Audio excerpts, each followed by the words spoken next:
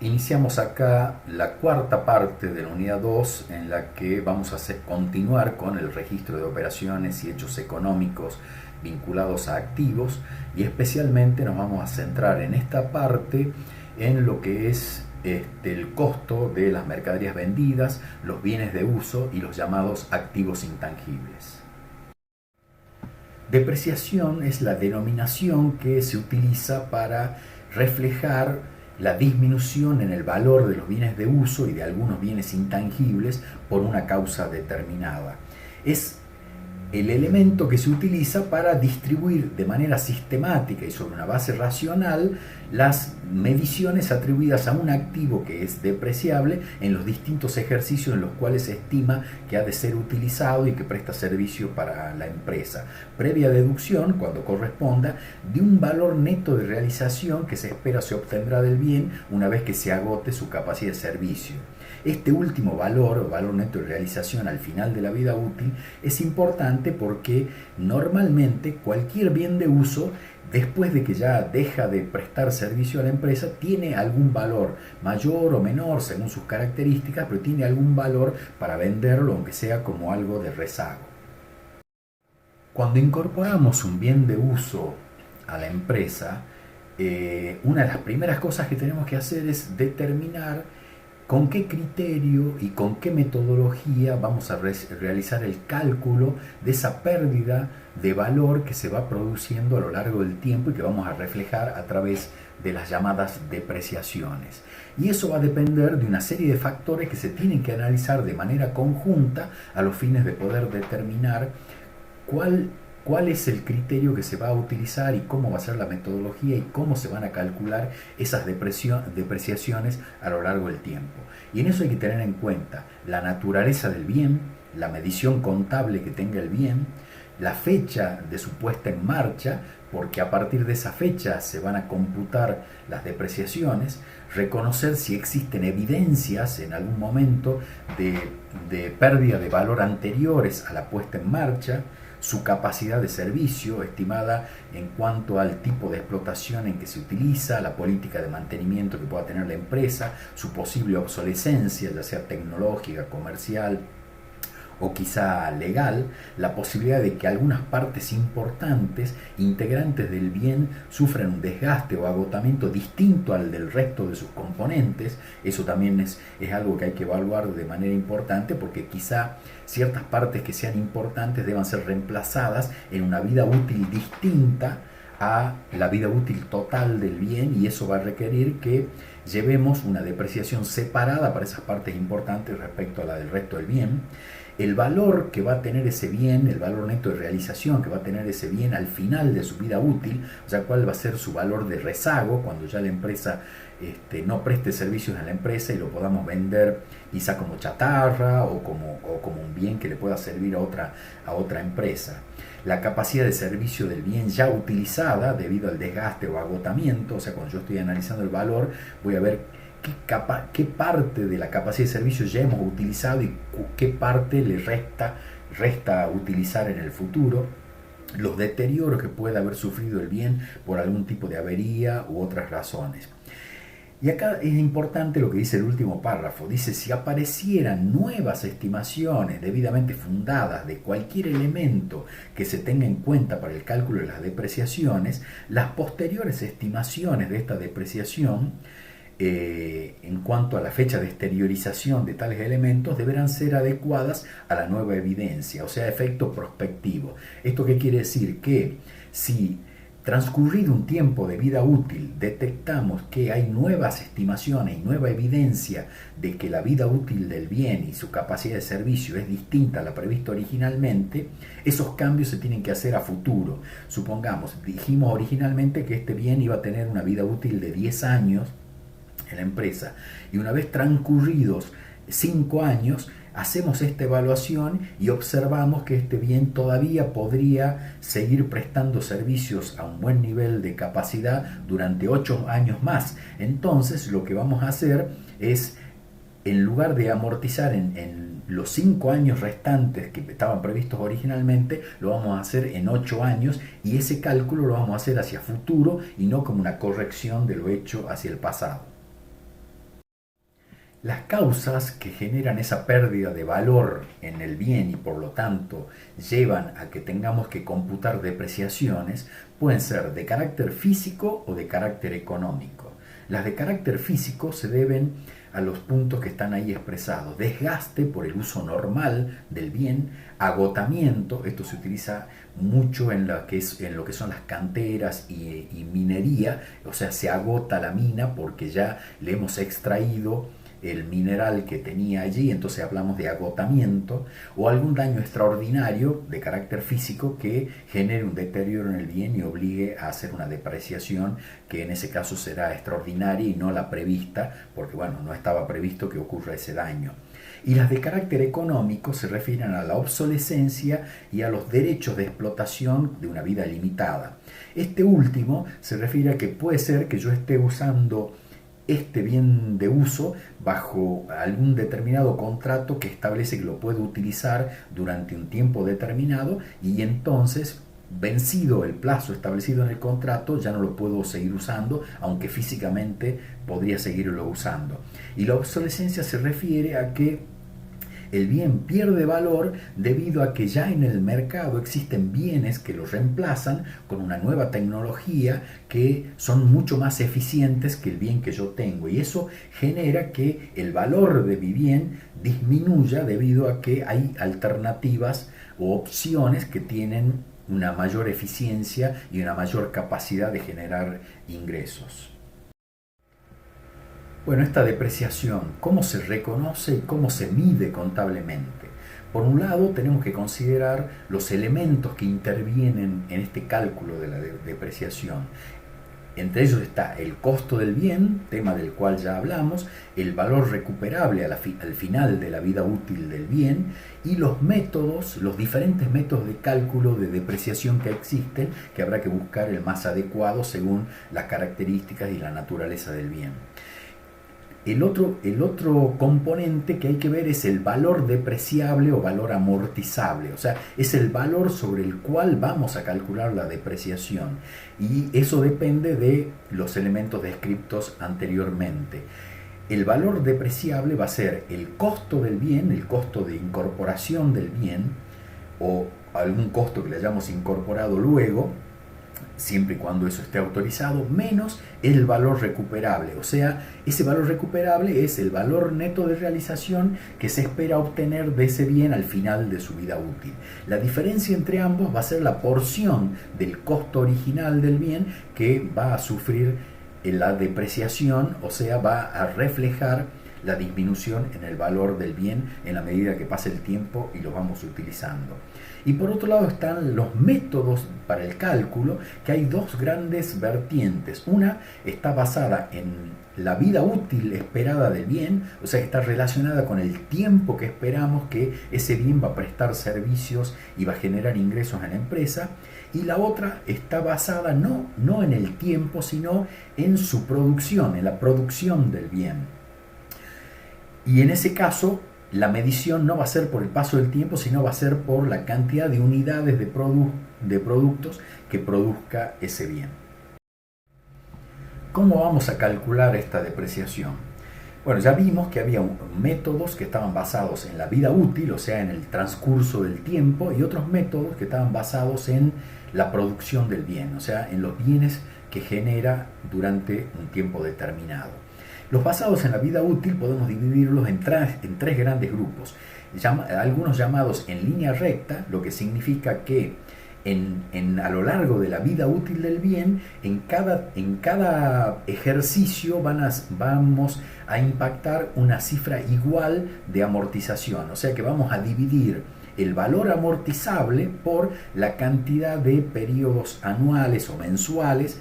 que esperamos utilizar el bien. Hay otros métodos que son crecientes, o sea que empiezan con una amortización reducida que en la medida que pasa el tiempo van creciendo. En el primer año amortizamos una cifra determinada, en el segundo año una cifra superior a la del primero, en el tercer año una cifra superior a las anteriores, y así sucesivamente hasta llegar al último año. Y decreciente, bueno, todo lo contrario del anterior,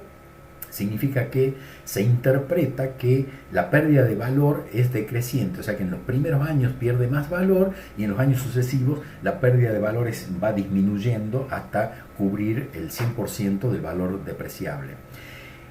En los sistemas basados en la producción del bien se basan en dos criterios fundamentales: las unidades producidas, y en otros casos, más que computar las unidades producidas, lo que se hace es computar las horas trabajadas, porque la medida de la vida útil en muchos casos está expresada en horas de trabajo.